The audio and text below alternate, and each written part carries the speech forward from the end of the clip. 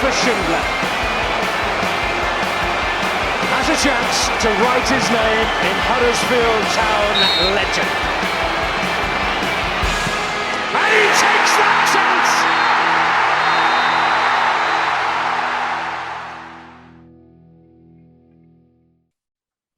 Hello and welcome to another pint-sized championship preview sponsored by Magic Rock of Huddersfield Town's championship opponents for next season. You've drunk quite a few of these at this point. Look after each other, people. We've spoke to Elm Park Royals to get a little bit of a skinny on how they think they'll do this season. So over to them. Hey, I'm Alex from Elm Park Royals, covering Reading. Top two this season in the championship, 22-23. I feel like it's a bit of a predictable choice, but I'm going to go for Watford. I don't think they've lost really enough key talent to struggle this season. I think the new manager is a decent addition, Rob Edwards, and I think they're going to play decent football. The quality they've got as well, just it feels like it's going to be too good for the majority of this division to be able to keep up with. I think they'll probably win the title. I don't think it will be anywhere near as dominant as Fulham last year, but I do think that they'll eventually see themselves to the top of the table. Alongside them, I think West Brom are probably going to come second. I think their additions have been really good. DK shouldn't be injured next season, which will help them massively. I think they may struggle slightly, just fitting all the talent into the team.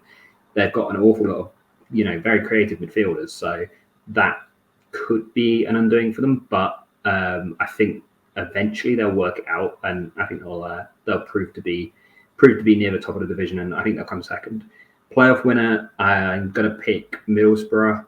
Again, I think it's maybe a little bit of a predictable choice, but defensively they're just going to be really strong this season. I think adding Darragh Lenihan from Blackburn, and then adding the goalkeeping talents of Zach Steffen, who I think is going to be far too good for the championship, probably is going to see them get 20 plus clean sheets this season, and that should be good enough to get to the playoffs. And then a strong defence in the playoffs is really vital. I think they'll end up winning the playoffs.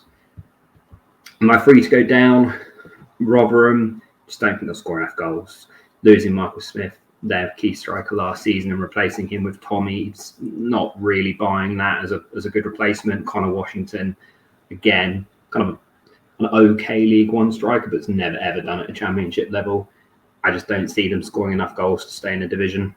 I think Birmingham will really struggle as well, and I think they'll go down.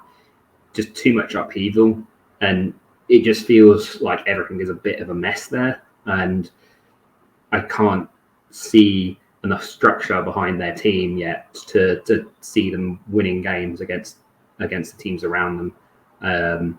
They struggled last year in the second half of the year, and I think it will probably continue into this season. Now they've lost some of their talent as well. And then the third team to go down that I've picked personally is probably a little bit of a controversial one.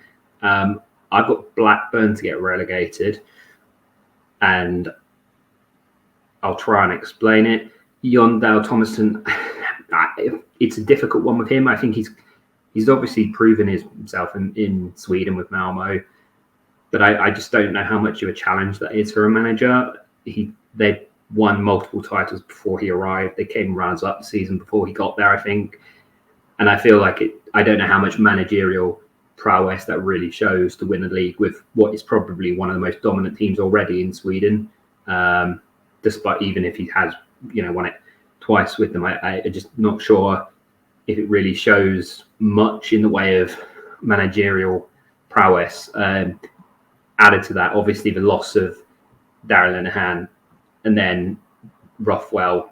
I feel like there hasn't been enough replacements in the squad for them, and I'm not 100% sure if Diaz is going to get 20 goals plus this season again. Maybe he gets 15, but is that going to be enough if you don't have any other players stepping up around him? I'm not sure. Blackburn is a controversial one perhaps, but yeah, I'm going to go with Blackburn. My hopes for Reading this season, if Reading avoid relegation, that's absolutely brilliant. That's literally my one hope. Anything else is a bonus. everybody is well aware, I think, of Reading's situation, and if we stay up, then that's fantastic. I think we'll finish 20th or 19th. I think we might just avoid relegation, but I do think it will be a bit of a stretch and a bit of a struggle the whole season. And then the player to watch for Reading this season, we've had so much turnover that it's really difficult to pick out just one player because we've got a lot of new players. So I'm going to say that the player to watch this season for Reading is probably going to be Tom Holmes, because he's been given the vice captaincy. It kind of suggests that he should be playing every week. And if that defence is better this season, then I think his game should improve quite a lot as well. If that happens, then I'm hoping that his game improves. We should see him kind of progress to be one of the better defenders in the division. Whether he ends up playing at a high level, I'm not sure yet, but it'll be good to see him kind of improve his game from where he's been at the last couple of years. Thank you very much. So, Reading, it's tough to be positive. They, the way they've run off the pitch is affecting now the way they're running on the pitch. I think Paul Ince is a manager who took the job rather than a manager who was offered the job. Their recruitment is all over the place. Shane Long, I think, is I think if you'd assigned Shane Long 6 years ago, fair enough. I think right now, no. They've brought in Tom Ince. No idea how they got that deal over the line. But it feels like they've still got work to do. Some of the players they've been linked with in terms of free agents, like Sam Hutchinson and Massimo Luongo and Connor Wickham and Grant Ward and Jody Jones, they're all solid pros, but they're not. There's no one there who is turning that first team round. They've lost a lot of quality. They survived last year by John Swift sort of propping up an awful lot of what they were doing. They had solid pros like Rimon Hota and a couple of others that have gone. It feels doomed to me. It feels very, very doomed. And like the championship season is long and who knows what is going to happen over the course of it. But they just feel like a club at the moment that are going backwards, and they're going backwards quite quickly. So in a weird sort of way, if you scratch the surface of their financials, it actually wouldn't be the worst thing in the world for them to go down and have a proper clear out and start again, because they're in trouble. Jeff Hendrick is a fairly smart loan, but again, is Jeff Hendrick the player you bring into your side to completely revitalise your fortunes? No, probably not. So I have a feeling Reading's plan next season is going to be to try and be as difficult to beat as possible. But there's no clubs with massive points deductions around them or anything else to save them this season. And I think it's all about the start. If they have a good start, who knows? They could live off that and survive. If they get 5 or 6 games in and they're already banging it, I can't see them being anything but banging it for the entire season. Tom, what do you think? Yeah, I totally agree. I think they need that good start. It's kind of inevitable for me. I mean, if not this season, next, if they stay up somehow. And unless that ownership is changed, it's not looking good for Reading. I've got a few mates who are Reading fans and they're not happy with the current situation, quite worried what's going to happen next. So, worrying times for Reading. It'd be a success for them just to stay up, I think. Brady?